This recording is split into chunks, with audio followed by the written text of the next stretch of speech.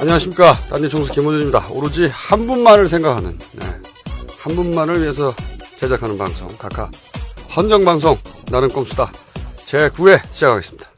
네, 저희가 에피소드 단위가 아니라 드디어 프로그램 전체 순위 1위에 등극했어요. 네, 대한민국 1위다.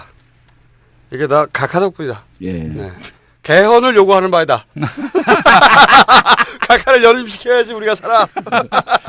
제가 오늘 나오기 직전에 이 리뷰를 봤어요. 리뷰를. 우리가 리뷰가 국내 최초로 1000개가 넘었습니다. 네, 2달 만에. 다른 분들은 리뷰가 없어요? 몇 년간 해도 뭐 몇십 개 몇백 개예요. 2달 만에 1000개. 근데 이래라 저래라 요구사항이 굉장히 많아요. 뭐 일주일에 몇 번 해라. 또 뭐 어떻게 해라. 네, 여러분 시끄러워요. 우리 마음대로 할 거야. 그리고 이런 것도 있더라고요. 보니까 오늘 처음 듣는데 어느 분인지 욕을 하시네요. 원래 욕설이 많은 방송인가요? 이런 분도 있어요. 이게 제대로 안 들었다는 얘기죠. 우리를 누군지 모르는 분들도 이제 왜냐면 1등 하다 맨 앞에 보이니까 눌러보는 거죠. 그래서 저희가 맨 앞에 소개를 좀 드리기로 했습니다. 네, 저는 딴지 총수고요. 그리고 정봉주 전 의원. 예, 저는 제가 소개할 테니까 소개하지 마세요. 짧게 해주세요. 예, 저는 17대 민주당 소속 국회의원이고요. 지역구는 서울 노원구, 공릉동, 월계동. 그리고 다음에 팬카페는 정봉주와 미래 권력들. 하루에 100명씩 들어오고 있습니다. 지금 난리가 났어요. 여기서 미래 권력이라 하는 이유는 현재는 권력이 없는 백수상태이기 때문에. 그리고 제작의 김영민 전 교수. 네. 전 교수입니다. 다 전. 아니, 미래 교수. 이번에 책을 냈습니다. 조국 현상을 말한다. 네. 예, 12,000원이고 예스24 네. 알라딘에서는 10,000원대로 모시고 있습니다. 예. 많은 구매를 바라겠습니다. 그리고 지난주 갑자기 등장해서 1대 8안을 일으키면서 지난주 방송은 이렇게 요약할 수 있을 것 같습니다. 주진우의 난. 요약이 잘 안 되네요. 어쨌든 유일한 현직 기자, 시사인 주진우 기자 나오셨습니다. 안녕하십니까. 네. 그 회사에서는 별말 없나요? 별말 없습니다. 잼나서 그래. 잼나서. 아니 근데 이게 이제 지난번에 7월 1일인가 2일인가 제 그 팬카페 2000 돌파 오픈 미팅을 했거든요. 그거 하셨잖아, 맞아. 공지하고. 네, 했는데 46분이 오셨어요. 그 방송 듣자마자. 아니 이제 우리가 이제 몇 번 했는데 이번이 제일 많이 온 거죠. 보통 한 25에서 30명씩 오는데 이번에 46명이 왔는데 그날 막 듣고 온 분들도 계세요. 그렇겠죠, 당연히. 그러니까 여기서 방송 효과가 좀 있었고 이제 두 가지 특징적인 현상이 있었는데 이분들의 전체 46명의 말투가 우리하고 거의 비슷합니다. 듣다 보니까. 예, 막 이명박 대통령 각하를 욕하다가 그럼 옆에서 한 분이 딱 끼면서 각하는 절대 그럴 뿐이 아니야. 그럼 말하던 사람이 죄송합니다. 제가 잠시 각하에 대한 존경심을 잊었습니다. 각하는 절대 그럴 뿐이 아닙니다. 요즘 인터넷에 각하에 대한 어떤 반성이 물결쳐요. 예. 네. 각하가 이렇게 공군이나 치던 무식한 노가다 이렇게 폄하했던 사람들이 그럼요. 절대 그럴 뿐이 아니죠. 톰송 기도를 하고 있습니다. 톰송 기도. 디테일리. 너무 섬세한 분. 그래서 그날 46명이 참석한 꼼수를 보고 있는 듯한 느낌이었다. 옆에서 절대 그럴 뿐이 아닙니다. 각하는. 그다음에 주 기자한테 여쭤보는 게 이 논쟁이 붙었어요. 여자 한 분이 자기가 여자로서 좀 아는데 아직도 각하는 에리카 김을 사랑하고 있을 것이다. 그러니까 옆에서 방송 일을 하는 분이 자기는 각하에 대한 존경심을 버릴 수는 없지만 그러면서 이제 살짝 욕을 하면서 돈 이외에는 아무것도 없는 사람이다. 그분은 사랑이라고 하는 것은 없다. 라고 얘기를 하더라고요. 그럴 리가 없죠, 각하가. 그러니까 옆에서 어떤 분이 각하는 절대 그럴 뿐이 아니다. 아직도 사랑하고 계실 거다. 5만 원 주면 바뀔 수도 있습니다. 그런 거. 5만 원? 네. 5만 원은 왜 나온 겁니까? 그냥 나왔어요. 아니 선배는 마음대로 막 하면서 내가 뭘 얘기를 하면 꼭 혹시 기자니까 근거가 있을까 봐. 근거가 있으면. 근데 오늘은 자랑을 좀 줄여야 돼요. 왜냐면 우리가 시간이 없죠. 2시에 쫓겨납니다. 네. 저희가 요거 1시간밖에 못 빌렸어. 그래서 곧 쫓겨납니다. 그러면 우선 좀 지난주에 못했던 얘기부터 하죠. 아. 많은 분들이 궁금해합니다. 그 설해마을의 신곡. 맞아. 이걸 깜빡했어. 맨 앞에 얘기해놓고. 모시기에 주 기자 네. 짧게 설해마을 신곡. 네, 네. 짧게 시간이 없어서 짧게 네. 할게요. 급해요 오늘. 네. 반포대교를 넘어가가지고 서초동으로 가다 보면 아니 반포대교야. 이야기 스타일이 너무 웃겨. 서사적이야. 저기 설해마을이 나옵니다. 성모병원 옆에 오른쪽에 원래 조선시대 때 마을 앞에 개울이 서리서리 갔다 해서 설해마을이에요. 진짜야 이거는. 자, 너무 디테일 강해. 근데 그 성모병원 앞에 설해마을 옆에 팔레스 호텔과 그 성모병원 앞에 설해공원이라고 예쁜 공원이 하나 있습니다. 예. 산 밑에 있는데 아주 좋은 공원이었고 그린벨트였습니다. 팔레스 호텔 소유였습니다. 외국인들은 팔레스 호텔 못 찾아갑니다. 팔레스 호텔 하면 절대 못 찾아갑니다. 비슷합니다. 저기 노보텔을 러브호텔로 가는 거하고 비슷한 그런 구조인데 팔레스 호텔 땅이었는데 그게 개발이 안 돼서 한 10년, 20년 동안 공원으로 계속 있었었는데 카카가 당선되자마자 이게 용도가 변경됩니다. 되자마자. 네. 조용히. 그린벨 각하는 은밀한 분이니까. 네. 은밀하게 디테일로 이렇게 그 세심하게 배려하시는 분 아니십니까? 그래서 그린벨트였는데 공원이었는데 갑자기 용도가 변경됩니다. 거기에는 지금 가보면 도요타 건물이 있고요. 건물이 계속해서 올라갑니다. 지하 6층, 지상 20층짜리 건물이 올라가는데 지하 6층이요? 네. 어이구. 뭐 공사비만 해도 500억이 넘는 건물만 해도 이렇게 큰 건물인데 이걸 또 따라 들어가 보면 조현준이라는 분이 나오십니다. 조성래 지금 정경련 회장. 네. 예, 큰아들이죠. 주로 아들들을 네. 많이 활용하셔요. 아들이 셋 가족애죠, 있는데, 가족애. 네, 아들이 셋 있는데 조현준, 조현문, 조현상입니다. 큰 아들은 사장이고 작은 아들은 부사장이고 막내는 전무입니다. 역시 뭐 뼈대를 중시하는 가문. 그렇죠. 그렇죠. 가족애. 그럼 네. 가족애가 뛰어난 거죠. 네. 요 회사에서 이 그린벨트에다 그림을 그려가지고 건물을 올리는데 이게 도저히 있을 수 없는 일이어서 좀 노벨상에 올려야 된다는 그런 사람도 있어요. 그 기법이. 네. 그린벨트가 그냥 타는 벨트도 아니고 그림을 그린다고 되는 건물이 아닌데 네. 공원에다 지금 건물을 때려박고 있습니다. 근데 이 회사 그 시공사가 짓는 회사는 효성건설이고요. 네. 시행사는 신동진입니다. 아나운서 신동진. 아나운서가 아니고요. 신동진. 롯데 아닌가요? 그게 아니라 이름입니다. 그냥 신동진인데 요 회사를 이렇게 주주를 이렇게 보면 네. 세 사람이 100%를 소유하고 있는데 조현준, 조현문, 조현상 그 효성가 3남매가 이렇게 보유하고 있습니다. 효성. 예. 지금 서초구청에다 물어보면 있을 수 없는 일이라고 하면서 전임 구청장의 일이라고 합니다. 이런 그린벨트에다 건물을 짓는 거는 그 구청장의 결재가 있어야 되는데 그린벨트가 용도가 바뀌었나요 지금? 왜 그냥- 바뀌어서 건물을 짓고 있죠. 각하 뭐로 바뀌었어요? 용도가? 당선 직후. 용도가요? 예. 상업지구로 바뀌었으니까 상업지구로. 건물이 올라오고 어이구, 그럴 수가 있나? 네. 그런데 그거는 구청장 일이 그린벨트가 용도 변경되는 건 구청장 일이 아니거든요. 그렇죠. 그건 서울시 결정 사항인데 그리고 네. 국토해양부하고도 협의를 해야 하고. 그렇죠. 예. 역시 전임 역시 국회의원 전 다 의원이시다. 아 국회의원이죠. 네. 깊지는 않지만 넓어요. 아무튼.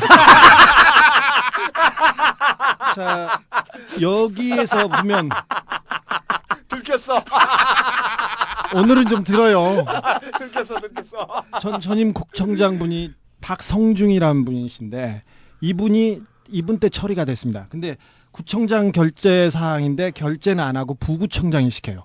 그리고 지난 그 지방선거 때 이분은 뒤에서 그 출마를 안 하고 뒤로 물러나십니다.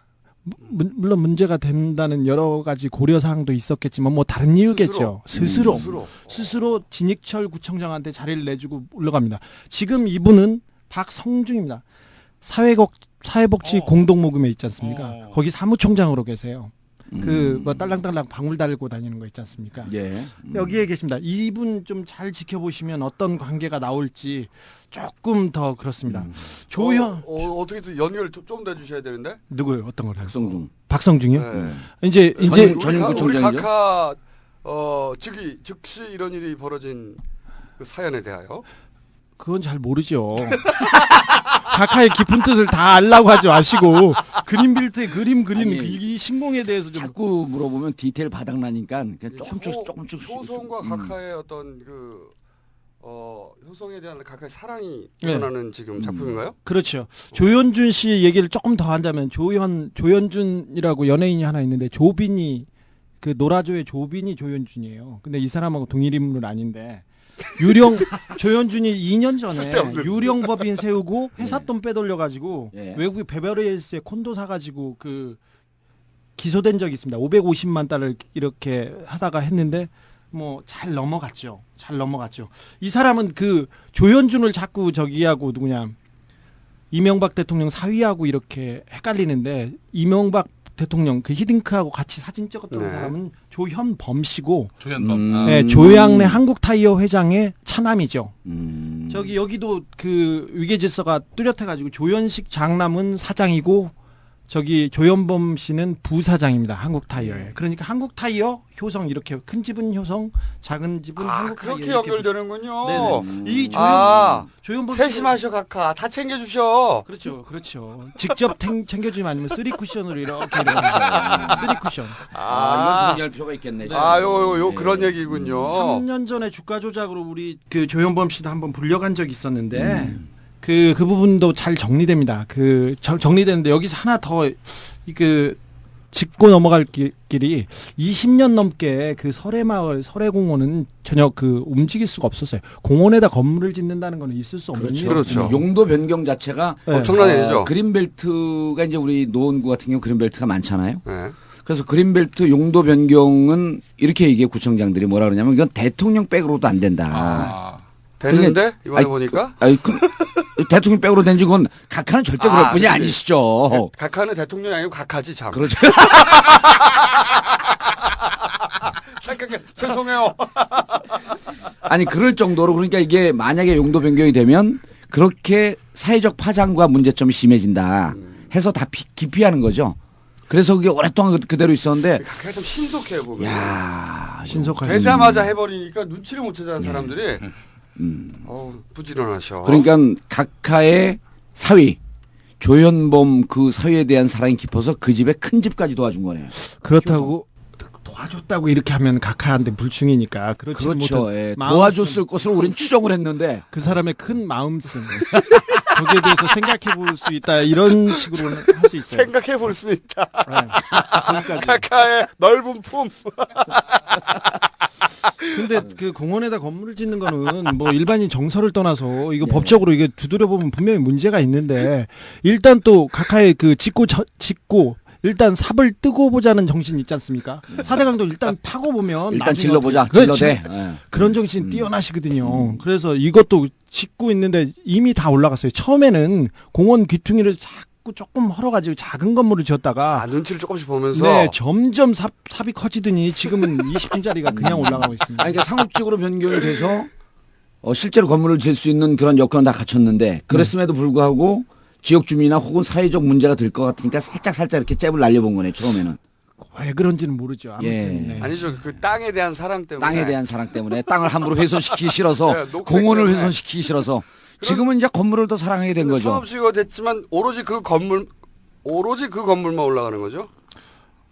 예, 효성에서 짓는 건물만. 네, 딴 데는 못 들어오는 거죠. 아, 감히. 효성 지은 거죠. 예. 상업지가 그럼 아니라. 그 공원은 지금 소유가 누구 소유로 되어 있나요? 원래 팔레스 호텔 돼 땅이었는데 있다가. 자기네들이 개발하겠다고 기부 체납을 하겠다고 여러 번 얘기를 했는데 그 안 받아줬죠. 그린벨트로 묶여 있어가지고. 그린벨트를 상업지역으로 변경을 해주면 그 중에 일부를 국가에 기부 체납하겠다. 네. 이런 거죠. 그런 그런 건 것도- 정확하게 그건 국회의원한테 물어보고 얘기하셔야 돼요.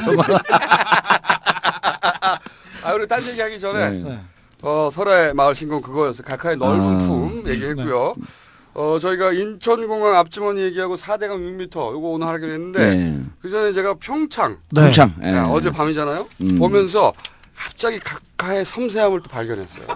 순간적으로. 야. 저도 섬세함 2개 발견했으니까. 그래요? 그 발표되는 순간 예.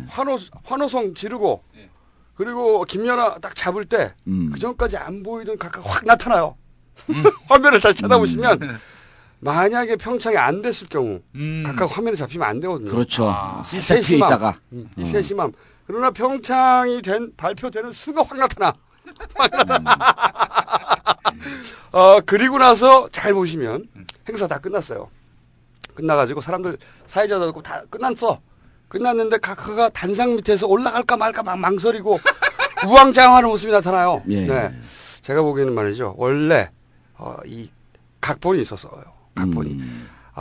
화면에 안 잡히고 있다가 평창으로 발표되는 순간 나타나라. 만약에 발표되지 않으면 나타나지 마라. 그리고 나서 단상 위에 올라가서 뭔가 하라. 이런 시나리오가 있었던 거예요. 사람 다 가버렸네? 사회자 가고 다 가버렸어. 잘 보시면 화면을 다시 보세요. 올라갈까 말까 올라갈까 말까 혼자서 다른 사람들 다 모여서 박수치고 좋아하고 있는데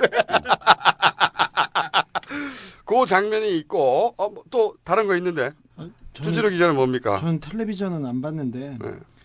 저기 강원도 사람들이 개발이 한이어서 동계올림픽에 계속 목을 매달고 있는데 뭐 다행히 유치가 돼서 나라를 위해서도 잘 된 일인데 지금껏 이번에 12년 동안 계속했지 않습니까? 올림픽 유치 비용이라는 게 거의 그 로비 자금입니다. 그건 또 국회의원께서 잘 아시겠지만 저는 로비를 받아본 적이 없어서 잘 모릅니다. 네. 돈에 대해서는 전혀 모릅니다. 그러니까 돈 얘기는 하지 마세요.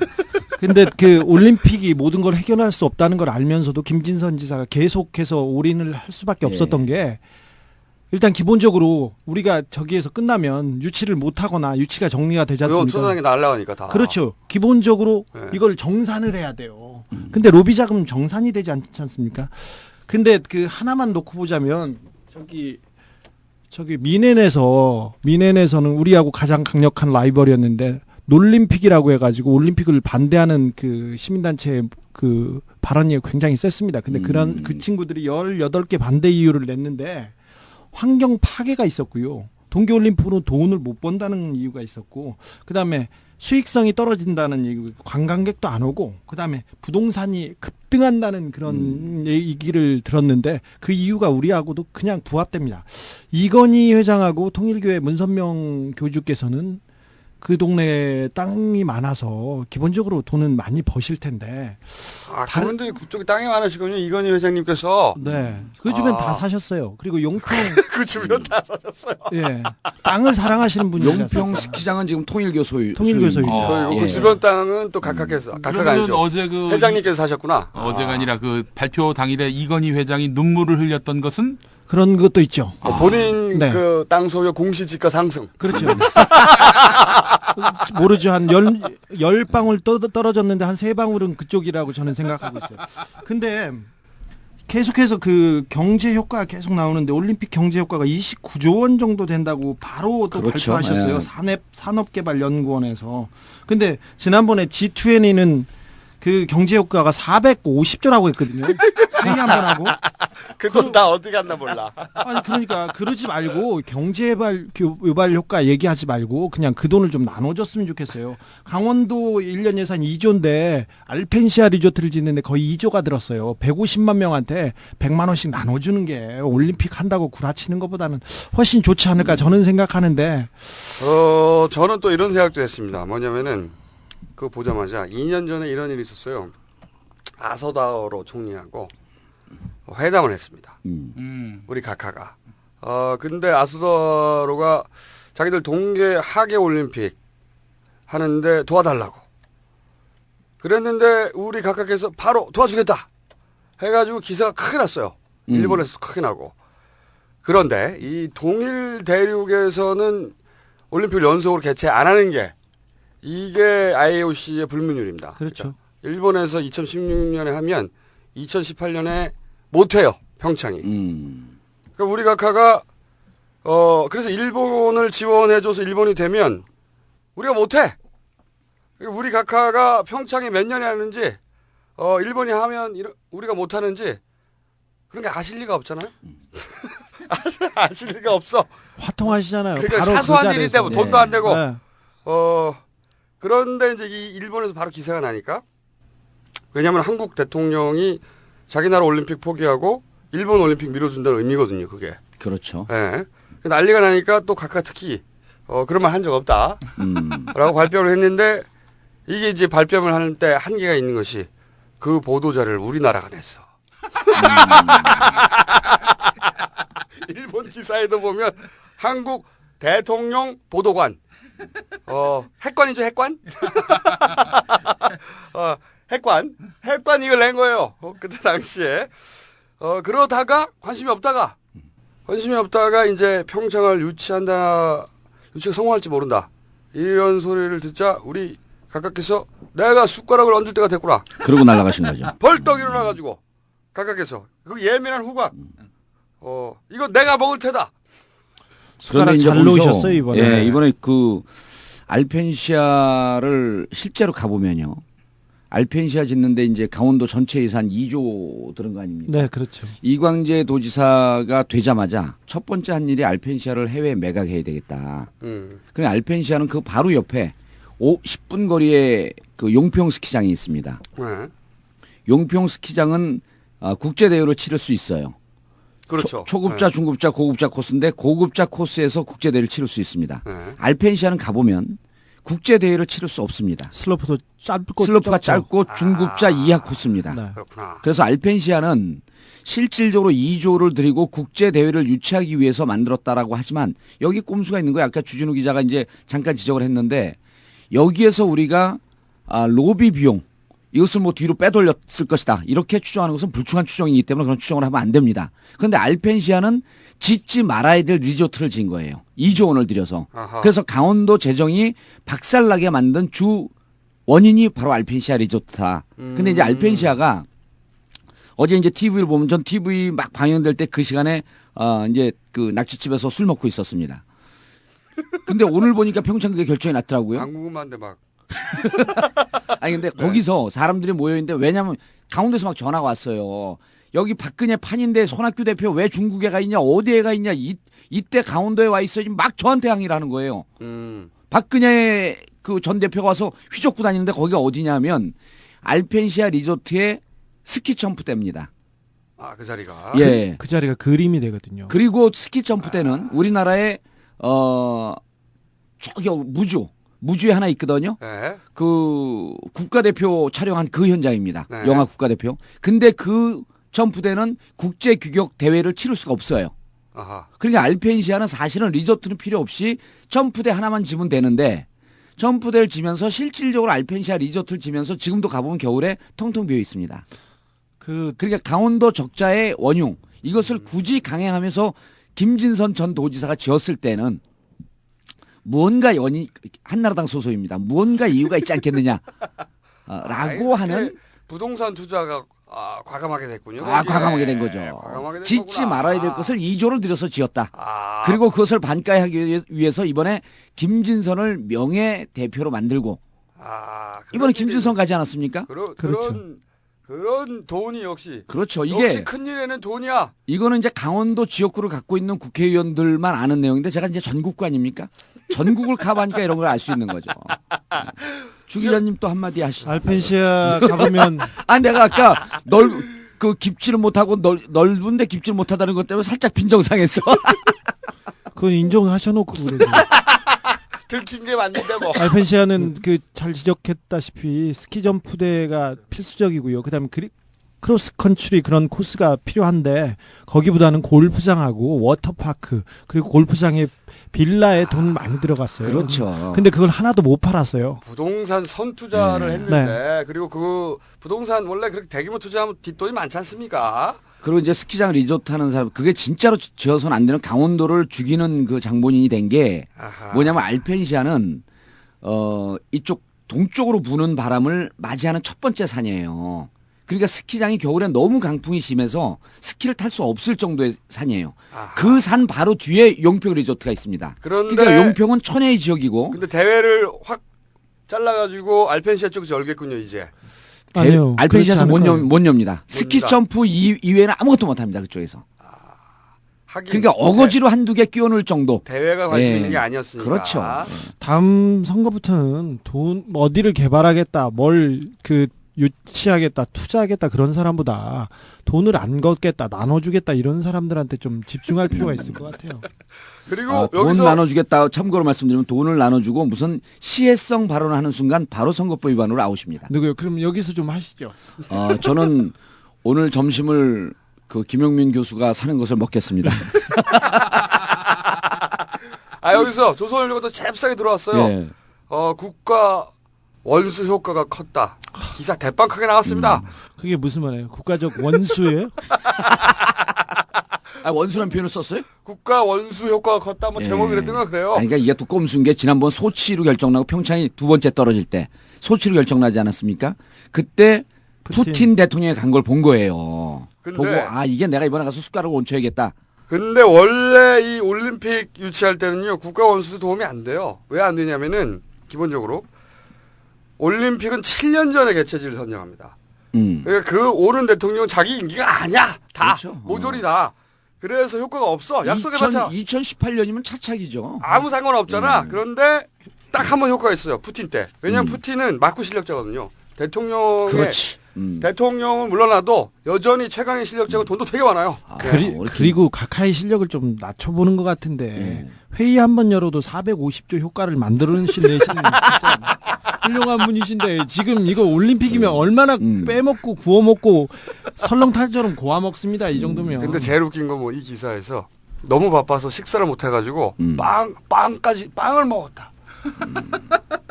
빵 먹으면 배 안 부르나 씨발? 빵을 드시면서 그러니까 청와대 비대가 없는 거야. 이렇게 빨아주니까 자꾸 비대가 필요 없어. 자, 그러면 이제 서론을 끝내고 20분에 했네 씨발. 예. 자, 그럼 서론 끝내고 지난번에 했던 일단 그거부터 끝내죠. 앞돈. 인천공항공사. 인천공항 앞돈. 요거는 근데 지난 이제 이거는 네. 제가 오늘 발언 양도 좀 적고 그러기 때문에 이거는 정말 정확하게 좀 이해를 하고 넘어가야 돼요. 그럼 지난 시간에 나왔던 얘기만 약 한 3분 만에 정리를 하자면 이겁니다. 네, 먼저 정리하시고 네. 그리고 국회에서 진행되는 상황을 아셔야 돼요. 그러니까 어제까지 나온 얘기, 네. 지난주까지 나온 얘기가 뭐냐면요. 그 인천공항 이제 집권하자마자 민영화령이 나왔죠. 네. 집권하자마자. 그래서 2008년 공기업 평가에서 우리 각하께서 거의 꼴찌를 시킵니다. 12등. 그리고 선진 경영 기법을 도입해야 된다. 그렇기 때문에. 그런데 인천공항은 사실은 6년 연속 계속 지금까지도 국제공항협의회에서 세계 1등 하고 있는데 선진 경영 따로 필요 없죠. 이미 1등인데 이게 안 먹히니까 확장공사 비용을 마련하기 위해서 팔아야 된다. 확장공사 예산이 4조예요. 예. 4조. 그런데 지금 인천공항은 매년 순이익이 몇천 원씩 쌓여. 2조가 넘죠. 그렇기 때문에 절반은 금방 마련할 수 있고 예. 그리고 매년 몇천 원씩 버는데 그리고 독과점이에요. 우리나라에서 인천공항을 통해야 외국으로 가. 전부 다. 우리나라가 없어지지 않나 망하지 않아. 그러니까 차입하면 100%예요. 예. 차입할 수 있어. 이걸 왜 팔아? 그러니까 가게 공사한다고 가게를 판다. 이거 말이 안 되잖아요. 게다가 확장공사가 2017년이에요. 필요하면 그때 팔면 되지. 왜 각하 임기 중에 팔아야 돼? 네. 다 기본적으로 말이 안 돼요. 그런데 팔면 세금도 줄고 지금은 조세 수입이 한 1,000억 됩니다. 민간인이 사면 요금 대폭발한다. 네. 이미 호주 맥쿼리 9배 올랐고 히드로도 6배 올랐고 이용객도 손해고 이용료 오르면은 또 항공사도 손해고 다 싫어해. 아무 이유가 없다. 그런데 그 인천공항을 사겠다는 회사가 맥쿼리인데 그 사겠다고 했을 때 한국지사 대표가 바로 각하의 조카. 연결고리 여기서 나옵니다. 각하의 조카. 예. 이상득 의원의 아들. 여기까지 한국 대표 이름이 누군지 밝혀주셔야죠. 조카. 지난주까지 했습니다. 예, 우리 팬카페 회원들이 절대 의원님은 나가서 욕하지 마십시오 그러더라고요. 자, 여기까지 했는데. 예, 자, 그래서 그러면 그런데 주진우 기자가 마지막으로 한 말이 뭐냐면 앞돈을 주는 거다. 우리가 뒷돈 얘기하니까 그게 아니고 앞돈이다. 여기까지 했어요. 자, 의원님이 그 뒤로 내용은 이제 우리 주진우 기자가 탐사 보도 전문 기자니까 그 내용은 조금 이따 말씀하시고 국회에서 이제 어떻게 됐는지 상황을 말씀을 드려야 되는데 네. 지난번에 제가 잘못 발언했어요. 국회 법이 통과되어야지 매각할 수 있다. 네. 그게 아니라 지금 매각할 수 있습니다. 그건 왜 그렇습니까? 현재 공항공사에서 외국 자본에게 매각해도 전혀 문제가 없습니다. 아무런 법적 규정이. 그러니까 자기 물건 자기가 팔아먹는 겁니다. 우리 국가가. 그런데 지금 국회에 발의해 놓은 법은 뭐냐면 이것을 외국 기업한테 헐값 매각하는 것은 특혜라고 하는 비판이 있으니 네. 두 가지 법안을 제안을 합니다. 제출해 놓습니다. 첫 번째는 공항공사법 일부 개정 법률안을 만들어 갖고 100분의 51%를 국가가 소유하게끔 만듭니다. 51%. 그러니까 51% 이런 꼼수예요. 51%가 국가가 소유하고 있는데 그럼 결정적 지배권이 국가가 갖고 있는데 이게 어떻게 매각이냐. 네. 이런 얘기를 피하기 위해서 51%를 국가가 소유하는 법을 만들고요.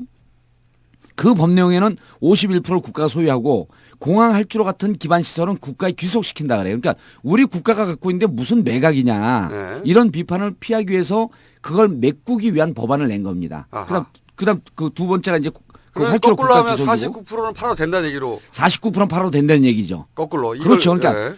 100%다 판다는 비판이 있는데 무슨 얘기냐. 51%는 국가 소유다. 이 법안을 작년 3월 22일 날 네. 법안을 냅니다. 한나라당 33명이 그 공동 발의해갖고요.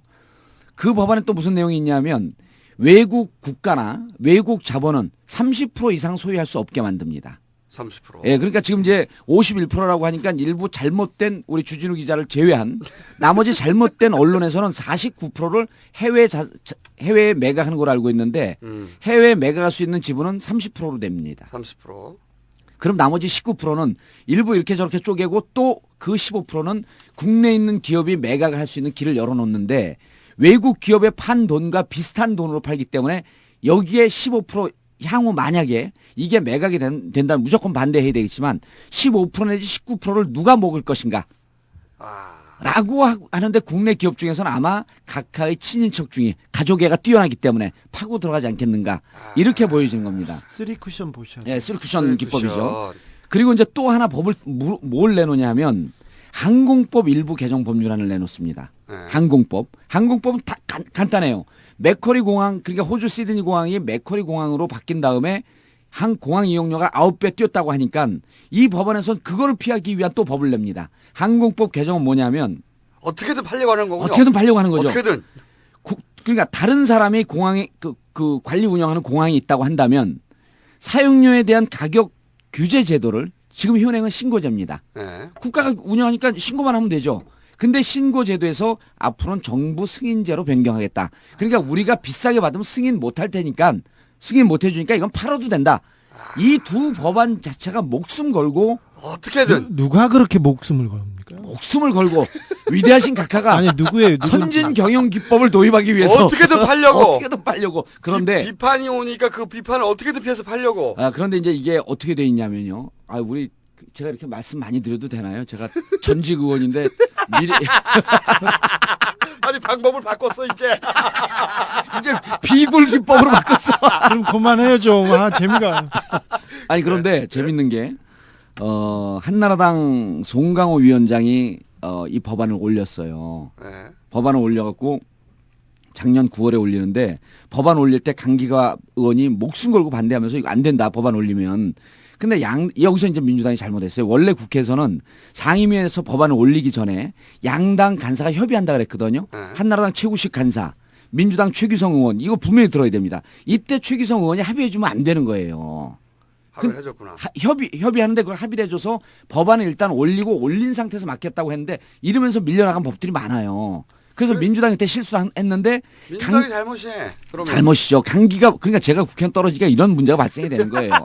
찬스 나와서 찬스. 강기가 의원만 반대를 했는데 그 미세한 틈을 깔때기야 깔때기. 그 미세한 틈을 뚫고 들어와.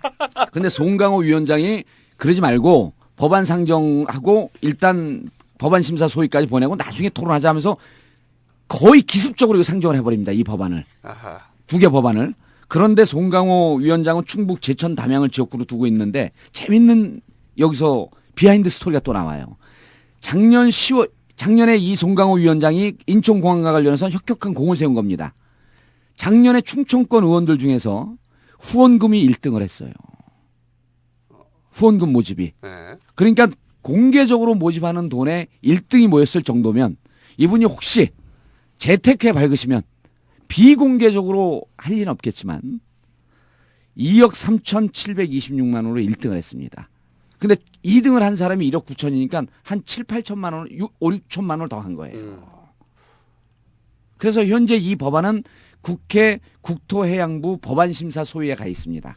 그래서 법안심사 소위 위원장은 최기성 의원이고 최기성 의원이 그때 잘못한 것을 반성을 한다면 이 법안은 심사하면 안 됩니다. 그런데 지금 전체적인 상황은 이명박 대통령이 각하가 힘이 빠져서 이 법안은 통과가 안 될 것이다. 저는 말이죠. 예. 네, 그 통과가 물론 안 돼야 되는데 예. 아까 이제 3쿠션 기법과 그렇죠. 국내 매각. 국내가 먹는 부분 15% 예. 이것을 19%쯤 됩니다. 19%쯤을 이렇게 하지 않겠느냐. 요 기법뿐만 있다고 저는 생각하지 않습니다. 예. 각하 한 발 더 나가시는군요. 각하께서는 말이죠. 굉장히 이 창의력이 넘치는 분이거든요. 이 분야에서는 제가 론스타를 보면서 그 생각을 했는데 론스타가 왜 검은 머리 외국인 많잖아요. 검은 머리 외국인. 그러니까 우리나라 사람인데 외국 자본인 척하면서 론스타 올라타가지고 배당으로 먹는. 지금 그렇죠. 론스타가 한 2조 배당으로 뺐지 않습니까? 제가 보기에는 이 론스타처럼 배당으로 빼먹을 수 있다고 저는 생각해요. 그럴 수 있고요. 배당으로. 왜냐면은 이미 맥쿼리가 배당으로 1,000억대로 가져가지 않습니까? 그러니까 제가 보기에는 인천공항은 이게 오해가 있어요. 인천공항은 각하께서 매각하려는 게 아니에요. 매입하시려는 겁니다. 각하가 매입을 하시려는 거예요, 지금. 팔려는 게 아니고 자신이 살려고 하는 것이다. 네. SOC 투자할 때 특히 맥쿼리가 투자할 때 20% 정도만 내고 그 SOC 건설 비용의 20%만 내고 그 전권을 가졌습니다. 절대적인 경영권을 갖죠. 20% 정도 투자하면요. 정부에서 SOC 건설 자금을 한 20% 대주고 나머지는 산업은행에서 뭐 그 시행사한테 대출해 들어오도록 돈을 줘요. 그래 놓고 해서 다른 뭐 인천공항 고속도로도 그랬고요. 춘천 가는 서울 춘천 고속도로도 그랬고 우면산 터널도 그렇게 했습니다. 그래서 20%만 가지면 정권을 질 수가 있습니다. 여기서 하나 더 말씀하자면 저기 말할게요. 저기 이명박 시장이 시장 시절에 이명박 각하가 시장 시절에 우면산 터널을 여기 맥쿼리에서 인수합니다. 그리고 그 다음에 그때 이미 관계가 벌써 텄군요. 네, 그 전에 몇 가지 있는데 맥쿼리하고 서울시하고 30년 협약도 그때 맺어놨습니다. 각하는 의리에 정말 그 의리가 그 의리 있으신 분이 그때 왜 축의금을 안 냈는지 그건 영원히 궁금하다. 근데 10만 원. 이 정도를 가지고 20% 30%만 가지면 충분히 전권을 행사할 수 있습니다. 저기 그리고 배당을 할 때 우면산 터널 때 이미 각하께서는 맥쿼리와 네. 아하. 저기 맥쿼리 인프라에 투자를 한 회사가 우리나라도 많은데 군인공제에도 있고요. 신한금융, 그다음에 금호, 그다음에 대한생명 그렇게 해서 여기에서 그룹을 모아서 맥쿼리가 그룹을 모으면 30%가 아니라 40%도 채울 수 있습니다. 그러니까 검은 머리 외국인. 그렇죠. 네. 그런 데들이 이제 19%. 론스타 기법이 네.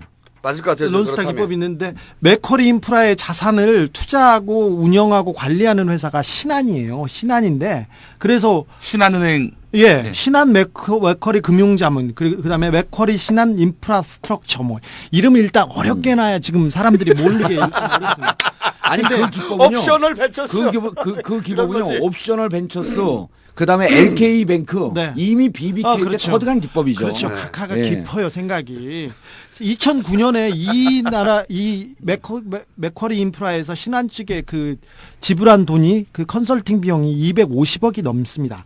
자 보시면 신한하고 이 정권하고 관계에 대해서 좀 더 짚어봐야 되는데 랑찬 신한 회장님 이제 가셨죠. 그 회장님은 그 대단히 큰 인물인데 이상득 형하고 상당히 친합니다. 근데 이분이 박연차 사건 때 50억을 준 게 나왔지 않습니까? 그렇죠.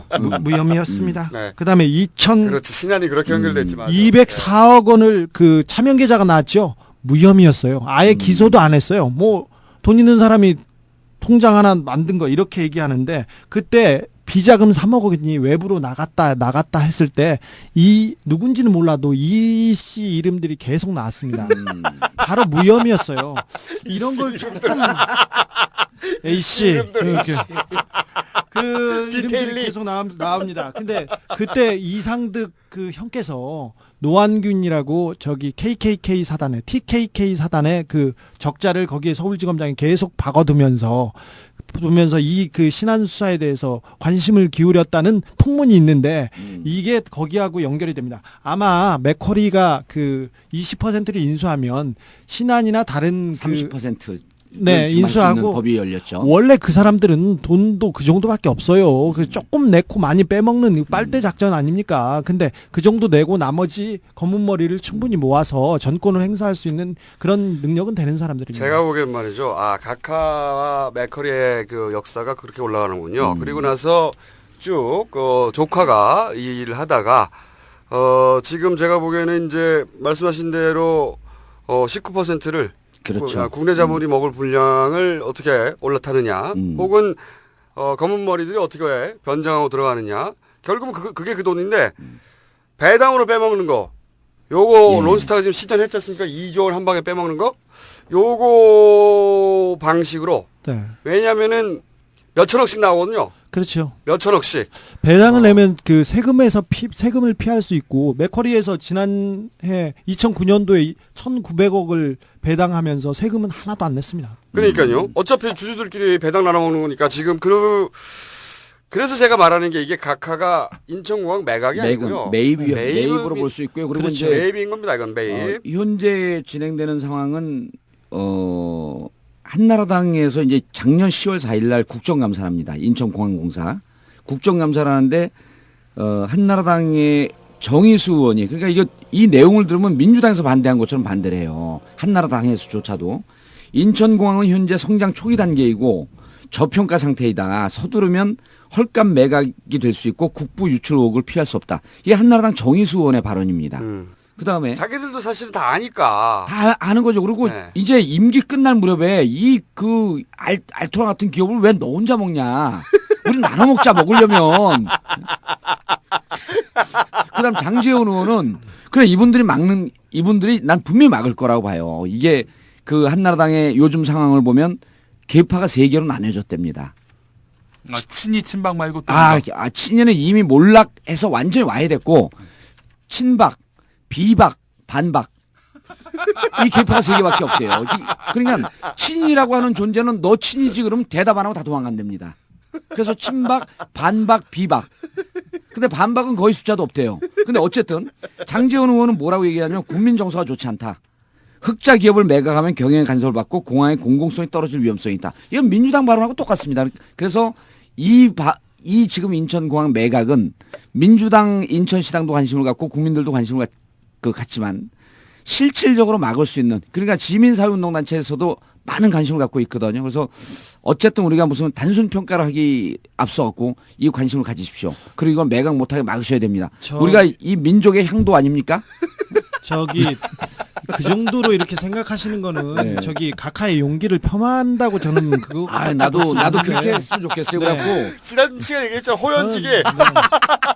저기 절대 그 물러서지 않는 분이기 네. 때문에 이거 아까 뭐 매입으로 우리가 이름을 바꾸자고 얘기했는데 매입이 맞을 것 같아요. 매입이에요, 매입. 매입이 진행- 맞을 것 같아요. 진행- 아, 저의 날카로운 어떠세요? 그러니까 매입. 그러니까 이제 각하가 이렇게 보시면 돼요. 이 재테크를 통해서 사기업이나 이런 거는 많이 가졌는데 내가 진짜 전직 대통령으로서 국가의 공공성 있는 이런 기업은 하나쯤 갖고 있어야 되지 않겠느냐. 국가를 수익 모델을 삼는 그렇죠. 이 그리고 비즈니스 모델 무한 확장인 거죠. 각하만이 할 수 있는 창의력. 그리고 그 퇴임 후에도 국가에 대한 관심 그리고 출국하고 입국하는 이 국민들에 대한 애정 이걸 갖기 위해서 인천공항을 내가 한번 매입을 해야 되겠다. 대한민국이 망하지 않는 한 인천공항은 망하지 않기 때문에 외국은 나갈 거 아니에요? 네, 그러니까 이 안정적인 수입 모델, 국가의 수익 모델화, 각하만이 할 수 있는 경지죠. 그러니까 국가와 자신을 일체화시키는 거죠. 저 가카 이렇게 보면 여러모로 저기 여의도에 있는 그 큰 목사님이 생각나서. 우리 조- 조용기 목사님 네, 조용기 목사하고 또 각별하세요. 그 두 분이 네, 맞춤법 틀리는 거 아주 정말 네. 비슷해요. 박근혜 전 대표하고 경선할 때도 경선 전날 투표 전날 각하한테 전화를 했답니다. 걱정 마십시오, 각하. 2% 차이로 이긴답니다. 그래서 2%로 이겼다는 게 순복음교회하고 그다음에 한나라당에 있는 최측근 인사들의 얘기인데 그 요새 선보음교에서 일어나고 있는 일을 보면 각하하고 이게 여러 면이 닮아 있어요. 일단 조 목사님이 로맨티스트시거든요. 여자를 만나면 일단 기본적으로 이름을 지어줘요. 아니 진짜 연화. 난 너를 유명한 사건 있죠. 프랑스 나비 부인. 나비 부인. 근데 아니 저가 모를 정도 우리 그 청취자분들이 모를 수 있거든요. 그거는 근데 또 한번 말씀해 우리 주시죠. 저 주진우 기자가 네. 네. 순복음의 모든 실체를 다 보도한 분이기 때문에 아 그래요? 저는 이분 기사를 읽고 얘기한 것뿐입니다. 네. 근데 제가 나비 부인 모르세요? 나비 부인? 아 저는 주진우 기자를 지난주에 여기 와서 처음 봤어요. 이런 기자가 있는 줄 몰랐어. 아니 정치인이 이렇게 지금 열심히 했다고 볼 수가 없어요. 그럼. 조영기 목사의 나비 부인 굉장히 유명한 사건. 그거 간략하게 말씀해 주시죠. 그거는 그거는 또 종교 전문 네. 목사님 아들. 요거는 짧게. 아 김 교수가 얘기해 이제 재밌어요. 제가 그 한 인터넷 신문에 있었는데 그 선배되는 분 이제 이야기예요. 그 연락이 왔다고 합니다. 나비 부인한테. 나비 부인한테. 프랑스로 좀 건너오면은 자기가 조용기 목사와 관련한 그런 파일을 자료를 주겠다. 갔대요. 한국 여인인데 네. 스스로 나비 부인이라고 그래서 하네요. 이제 한국에서 프랑스로 건너갔지. 그런데 연락이 두절됐어요. 그러니까 왜- 기자가 갔는데 오라고 해서 어. 프랑스에서 정작 갔는데 연락이 안 되는 거예요. 네. 그 누나도 저하고만 얘기해요. 그건 좀 알아주셔야죠. 자 여기서부터는 예. 그러니까 연락이 안 돼. 어. 왜 안 되느냐? 예. 여기까지 정리하고. 이 양반이 그 책을 냅니다. 나는 파리의 나비 부인이었다. 근데 그 책이 있는데 이 책을 이 얘기를 아는 나로서 너무 웃겨. 거의 뭐 이 책이 나오면은 그 몇 쇄가 나갔는지 모르겠어요 지금까지. 나오면 싹 근데 분별이 본 되는구나. 사람은 한 명도 없어. 야, 저는 봤어요. 그러니까 이제 그 몇 사람 빼놓고. 그 대박 아이템이네요. 예, 그게. 그렇지. 내용이 뭐냐면은 이제 예. 그 어떤 그 목사님의 음. 파리에 내가 나비 부인이었는데 네. 그런 내용을 책으로 쓰는데 예. 그 책을 쓰고 나서 출판사에서 나오긴 나오는데 네. 책은 없어. 책은 시중에. 없어. 예. 근데 이분이 돈이 떨어질 때가 되면은 책을 내.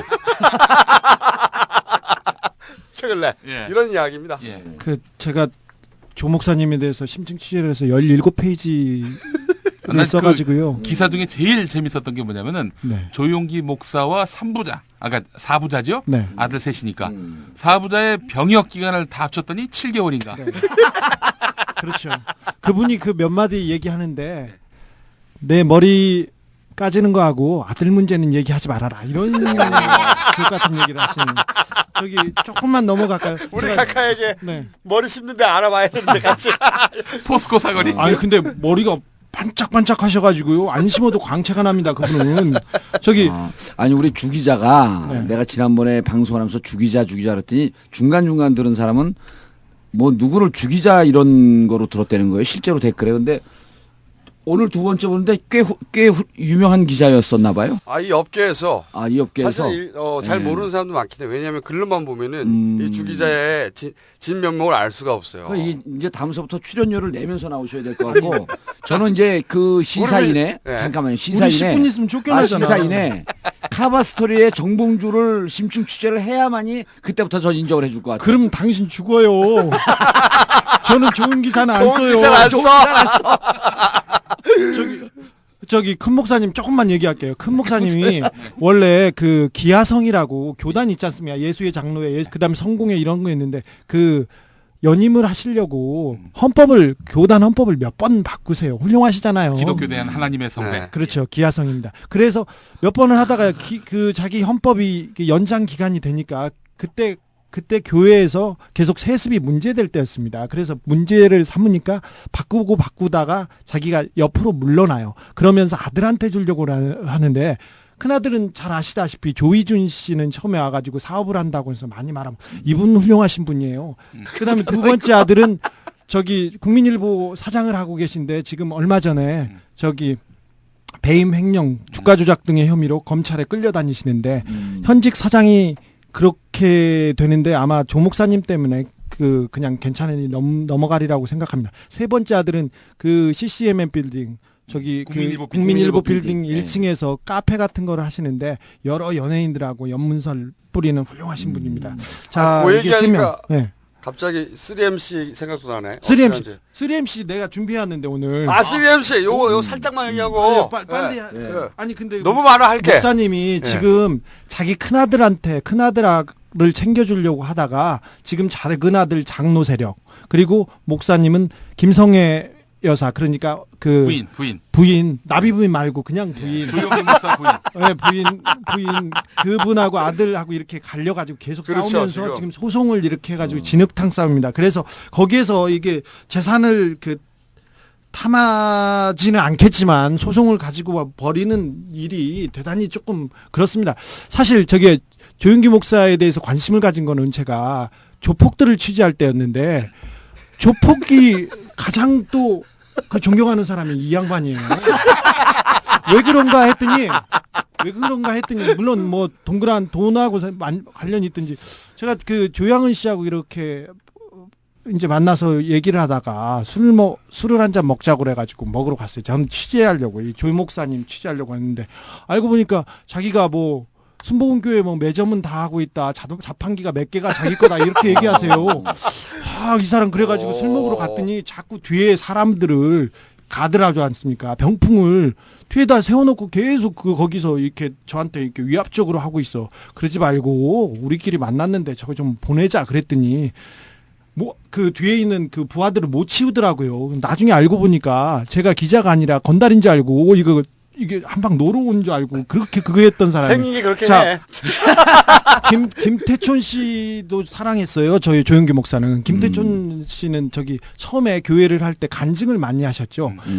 관증을 많이 하고 교회 M&A에도 많이 관여했다고 김태촌 씨는 말합니다. 저 사람은 아니었고요. 그래서 제가 큰 목사님 큰 주먹 사랑하다 해가지고 조용기 목사 부인 조용기 목사가 저기 김태촌 씨랑 해서 옆에 쭉 이렇게 가드들을 세워놓고 찍은 사진을 냈더니 했었죠. 김태촌 씨는 조희준 씨 그러니까 장남의 장남 이혼하는데도 관여해가지고 협박도 하고 뭐 문제도 하고 장인을 술을 너무 많이 먹이고 뭐 옷을 벗겼네 안 벗겼네 시끄러웠습니다. 근데 그때 그래가지고 그런 걸 제가 기사를 썼더니 김태촌 씨한테 전화가 왔더만 어떻게 자네가 나한테 이럴 수 있나? 그러면 어떻게 나한테 말도 안 하고 기사를 쓸 수 있나? 그러면 제가 기사 쓴다고 하면 못 쓰게 할 거잖아요. 그랬더니 어떻게 나한테 그럴 수 있어? 사실 그분은 목소리 톤이 2톤 우리보다 2옥타브 높은 분이에요. 카리스마가 있거든. 어떻게 나한테 그럴 수 있어? 이런 식이에요. 정말 카리스마가 그러세요. 가만히 있다. 야 욕도 그렇게 하세요. 그래가지고 나한테 너 그럴 수 있어. 그러니까 제가 아니 뭐 그럴 수도 있죠. 그랬더니 어떻게 나한테 뭐 죽이네 살리네 하시더라고요. 그러니까 남자가 뭐 그렇게 째째하게 그런 걸로 그러세요. 그러니까 한마디 하시대요. 그런가? 그리고는 저 잡으러 많이 다니셨어요. 그래서 시청에서 만나기로 하고는 튀었죠. 3MC. 3MC. 이거 시간이 너무 촉박한데. 3MC는 이건 안 되는데 나 오늘 다 끝내야 되는데 3MC를 제가 취재하기 한 게 여기 또 조폭에서 나와요. 김태촌 씨가 감옥에 오래 있는 동안 그 범서방파를 이끌던 양암무개 씨가 있어요. 그분은 저기 그쪽이 조폭에서는 손을 씻었다고 해요. 진짜 목욕탕 온천 사업을 하세요. 그러니까 그래서 손을 씻은 거다. 씻었다고는 하는데 그쪽에서는 그 업계에서는 제일 전문가인데 그분이 조폭에서 거물이죠. 이름만 대면 다 알만한 그런 사람입니다. 그 평판도 좋고요. 인물도 훌륭하세요. 그림도 훌륭하세요. 몸에 있는 그림도. 근데 이분께서 PD한테 슈킹을 당했다는 거야. 아니 조폭한테 상납을 받는 PD가 어디 있어? 그러니까 자기는 슈킹 당했다는 거예요. 그래서 보니까 SBS 이사인데 그 연예본부장을 하는 김아무개 씨 아들 모혁이에요. 그렇게 얘기하고 갑시다. 그 양반한테서 돈을 2천만 원을 주고 자기 업체를 방송해달라고 이렇게 했다는 거야. 근데 알고 보니까 돈을 안 내도 되는 건데 이놈이 나한테 슈킹해 갔다고 하는 거예요. 이놈 당돌할세. 그래서 찾아가 봤죠. 삥을 뜯어갔다는 거죠. 그렇죠. 삥 뜯어. 근데 이분이 삥을 많이 뜯었더라고. 여기저기서 그 연기자 그 딸내미를 둔 아버지한테선 돈도 빌려가고 나중에 문제가 되면 돈도 갚고 그 여기저기서 슈킹을 하고 다녔는데 알고 보니까 이 사람이 누구하고 관계가 있냐면은 은경표 PD하고 관계가 있어요. 아, 전설의 은경표. 예. 네. 연예 기획사에서는 뭐 최고봉이죠. 좋은 프로그램도 많이 하고 슈킹도 제일 많이 하고 그다음에 두 번 구속됐어요. 김강수라고 GM 대표한테서 옛날에 소나타 승용차를 받아가지고 구속되고 그다음에는 미성년자 연애 지망생을 건드렸다가 구속됐다가 나중에는 나왔어요. 근데 어떻게 됐는지는 모르는데 이분 둘이서 자 김혁하고 은경표라는 분 둘이서 저축은행에서 돈을 이렇게 대출합니다. 전일저축은행입니다. 전주에서 제일 좋은 저축은행이었는데 그 동생이 은일표 씨 아닌가요? 은인표입니다. 사촌입니다. 예. 네. 그러니까 방송사 간부와 유명 PD가 네. 저축은행에서 돈을 대출한다. 돈을 슈킹한다. 그 얘기를 듣고 가서 제가 이걸 뒤져봤어요. 이 두 사람들은 워낙 유명한 스타이기 때문에. 했더니 전일저축은행은 전주에서 제일 크고 좋은 저축은행이었는데 파산됐어요. 어허. 근데 은인표라는 대주주가 그 돈을 함부로 이렇게 씁니다. 그분이 얼마나 훌륭하냐면요. 저기 인터컨티넨탈 호텔, 삼성동의 제일 비싼 호텔에 100평짜리 스위트룸을 사무실로 씁니다. 그리고 그다음에 그 마이바흐, 그 이건희가 쓰는 마이바흐를 타고 그다음에 제주도에 카지노를 하나 하시는데 카지노에 갈 때는 큰 리무진을 타고 가면 70억짜리 요트가 있습니다. 거기에서 이제 돈을 펑펑 쓰는데 이분이 얼마나 훌륭하시냐면 일식집에 가서 주방장이 이 고기를 좀 잘 쓸고 공손하게 하지 않습니까? 자네 뭐 하고 싶은가? 그러면 저기 이런 횟집 하나. 그 가게 알아봐. 그리고 그냥 은행에 저기 거기서 대출합니다. 소개 좀 받아야 네. 되겠다. 술집에서 아가씨가 친절하게 하지 않습니까? 그러면 자네 뭐 하고 싶은가? 그러면 이런 가게 하나. 그래 내일 차려. 이렇게 훌륭하신 분이에요. 근데 이름이 어떻게 된다고요? 인류회네, 은인표. 인류회. 네? 네, 구속돼 있습니다. 아니요, 이거는 저축은행 건이 아니라 다른 건이었어요. 근데 이 은인표하고 은경표가 저축은행을 다 거덜냈다고 해가지고 제가 가봤더니 은인표하고 김혁이 저축은행에서 그 엔터테인먼트 회사를 가지고 대출을 합니다. 처음에는 뭐 7억, 70억, 40억 해서 한 200억을 대출 받는데 중요한 거는요. 그 회사가 생기자마자 바로 없어져요. 이름을 모티스, 앤턴, 살람 스페이스, 그 다음에 에이도스 이렇게 바꾸면서 대출을 해가지고 바로 없애버려요. 근데 그 처음에는 대출을 안 해주려고 그랬어요. 대출을 안 해주려고 했는데 은경표가 나타나서 그 회사, 우리 회사가 이렇게 좋은 회사다. 그렇게 하니까 대출을 안 해주니까 김혁이라는 사람이 그때 그 SBS 연예본부장이었어요. 근데 연예본부장이 가서 이 회사가 얼마나 좋은 예능본부장이었죠. 본부장이 좋은 회사라고 하니까 조금 신빙성이 있는데 그래도 안 해줬어요. 그 뭐가 있어야 될 줄까요? 그때 누구 거를 가지고 가냐면 주식에 우리 회사에 누가 있다 이렇게 해가지고 그때 서류 들고 왔어요 지금. 네. 그 서류. 누가 있다고 나오냐면 강호동, 신동엽, 유재석이 있다고 합니다. 이 사람들은 실제로 그 회사에 이사하고 주주예요. 그러니까 이 사람들이 앞전을 떼어서 대출을 합니다. 아하. 그래서 처음에 70억 가량을 대출받습니다. 그러니까 니네 뭐 아무것도 없잖아. 그렇죠. 금방 생긴 회사인데 그랬더니 네. 우리 회사에 이런 사람들이 이사야. 네. 하고 들이민 거죠 지금. 신동엽, 강호동, 유재석이 우리 이사고 우리 프로그램을 다 만들고 있다고 하면서 그 프로그램 출연하는 프로그램을 대요. 그래서 대출을 해줍니다. 근데 200억을 대출했는데 그 은행으로 돌아간 돈은 하나도 없습니다. 그러니까 회사를 망가뜨리죠. 그러니까 대출을 받은 즉시 회사를 망가뜨려 버리는 거죠. 네, 아니요, 즉시는 아니고 한 3개월 있다가. 3개월 있다 이렇게 3개월 있다가. 망가뜨립니다. 근데 제가 1년 전에 이 얘기를 기사화했어요. 근데 이 관련해서 그 조사를 받은 사람은 저뿐입니다. 걔네들이 고소고발을 해가지고요, 민영사를 해가지고 하고 있는데 제가 형사는 이겼고 지금 특수2부에서 서울지검 특수2부에서 전일저축은행 건을 조사하고 있습니다. 그때 저축은행의 문제점에 대해서 제가 여러 가지 문제를 했는데. 근데 이 3MC가 어떤 식으로 터진다는 거예요, 근데? 3MC가 네. 일단 기본적으로 불법 대출을 받는데 한 역할을 했습니다. 그리고 거기에서 계약금을 받고 돈을 받았습니다. 이 돈은 어디로 가냐면은 DYE 엔터테인먼트 유산증자로 들어가서 그 회사가 어떤 회사인지 그 잘 모르겠지만 저 모르는 분들한테 잠깐 설명해도 됩니까? 우리 쫓겨나는데 지금. 우리 3분밖에 안 남았는데. 그러니까 이 회사가 이 회사가 어떤 회사냐면요. 그 우리나라 연예 엔터테인먼트에서 가장 중요한 사람들이 많이 있어요. 유재석, 강호동, 신동엽. 그다음에 배우 고현정이 있고요. 설경구, 송윤아, 김태호, 박선영, 이수경, MC 윤종신, 김용만, 박경림, 최하정, 김태현, 박지윤, 김영철, 송은이. 그다음에 가수 아이비, 박나래도 있습니다.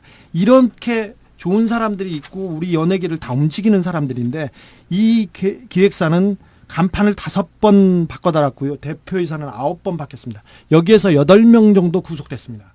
그러니까 9명 중에 8명. 이 DY 엔터테인먼트가 처음에는 뭐 팝콘, DY, 도너츠, 뭐 팬텀 이렇게 초콜릿 이렇게 이름을 바꿔서 이게 주가 조작을 하면서 그 사람들한테 이게 그 연예인 이름을 띄워가지고 주가를 띄우고 뒤에서 이렇게 돈을 빼먹었는데 얼마 전에 강호동이나 유재석이 자기가 돈을 못 받고 있다고 이렇게 얘기했는데 그렇게 피해자만 될 수는 없어요. 이분들은 거기에 이사였고요. 그 다음에 주식을 가지고 있고요.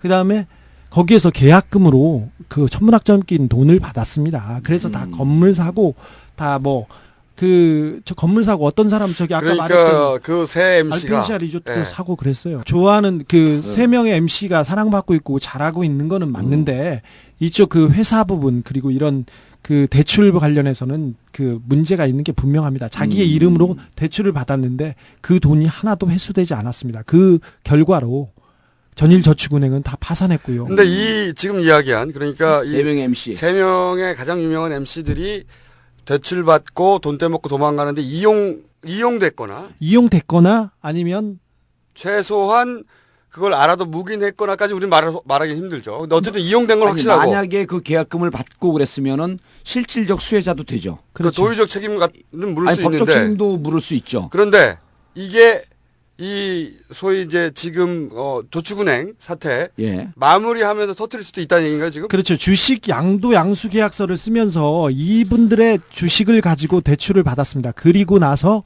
문제가 생겼을 때 질권 설정을 해준다든가 법률적인 도장을 강호동, 유재석, 신동엽 씨가 다시 또 찍었어요. 그래서 일방적으로 이용당했겠죠. 이용당했겠죠. 근데 일방적으로 이용당했다고만도 볼 수 없습니다. 그렇죠. 법적으로 따지면 그럴 수 있는데 그거를 이 저축은행 덮을 때 대충하고 덮을 때 마지막에 이걸 빵 터뜨리고 덮을 것이다. 저는 결과가 글로 간다고 생각합니다. 그쪽으로 그 검찰에서도 조사를 하고 있네요. 있습니다. 왜냐하면 네. 지금 저축은행 사태는 너무 불거지고 깊이 쑤셔놓으면 어느 쪽에서 정리해야 될지 감을 못 잡아요. 검찰도. 그러니까 이것을 전체적으로 그림을 그리는 사람이 어느 정도에서 중지하라라고 하는 이런 코디네이션이 필요한 거예요. 그러면서 사람들의 시선을 확 그렇죠. 우리가 예. 이렇게까지 하고 끝낸다라고 할 때 마무리 효과로 이펙트로 쓸 수 있다. 저희가 이게 아직 4대강 6m의 비밀 할 게 많은데 나비 부인의 진실도 얘기해야 되고 나비 부인의 진실 진짜 재밌는데 쫓겨나야 됩니다. 아니 이제 저는 그만 나올래요. 왜 날 보고 얘기를 하세요, 근데. 아니, 그러니까. 내가 미워해서 그만 나온 것처럼 날 보고 얘기를 아니 이제 저는 고정이 싫어요. 제가 집에 고정돼 있는데 항상 집에 들어갈 때 왜 집에는 꼭 들어가야 들어올 되나? 때는 마음대로 좀 나갈 때는 마음대로 안 돼. 아니 진짜 집에 가면서 좀 울기도 많이 울었어요. 근데 이제 그냥 선배가 오라고 해서 왔는데 이게 뭐예요? 뭐가 뭐야? 아니 그런데 우리 그날 그 팬카페 모였는데 이제 그런 생생한 얘기들을 좀 들어야 되잖아요. 네. 김총수 보고 싶다는 사람도 있고 김영민 교수 보고 싶다는 사람들은 없었어요. 근데 주진우 기자 보고 싶다는 사람도 없었어요. 근데 이제 술을 한 잔씩 되니까 그 말이 약간 차두리 비슷하게 좀 어눌하기도 하고 근데 이 디테일에 대해서는 아마 세계 최강일 것 같다. 아니 주진우 기자의 방송 듣고 예. 빵빵 터졌어요 진짜. 빵빵 터졌죠. 진짜 빵빵 이런 디테일이 터졌는데. 어디 있어요. 아 그래서 이제 제가 보기엔 이런 거예요. 의원님 나가야 돼요 지금. 제가 정치권 국회를 맡고 디테일을 맡으면 이게 환상의 콤비다. 그러니까 이제 못 나오지, 여기서 끝내겠습니다. 안 나오지 못한다. 다음 주에 봬요. 다음 주에 나비 부인하고 6m 진실하고 예. 나머지 또 노원구 공릉동 월계동을 지역구로 두고 있는 정봉주 의원이었습니다. 끝. 총수가 보내온 에필로그. 스튜디오에서 쫓겨나는 바람에 제대로 마무리를 못했다. 못다한 이야기가 많다. 다음 시간에 다 이야기하겠다. 어쩌겠냐. 당신들이 참아야지. 다음 주에 다시 올게. 안녕. On the upright. So frustrated.